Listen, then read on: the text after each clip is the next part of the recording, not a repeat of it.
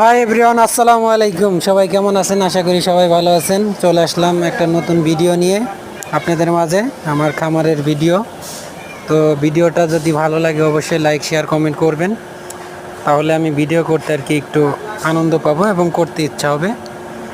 তো দেখতেই পারতেছেন অনেকগুলা মুরগি এখানে।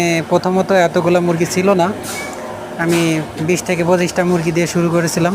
মাশাল্লাহ অনেকগুলো মুরগি ডিম পেড়েছে, দেখেন মাশাল্লাহ। অনেক খামারে ঢুকে দেখলাম যে অনেকগুলো ডিম পেড়েছে। আসলে অনেক আনন্দ লাগতেছে, ভালো লাগতেছে বিষয়টা। তো দেখতেই পারছেন, আসলে পরিশ্রম কষ্ট করলে একসময় সফলতা আসবেই।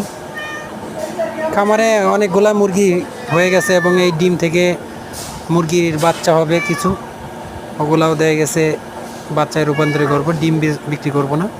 আর এগুলা সবই বিদেশি মুরগি, আর দেশি মুরগি আছে কিছু।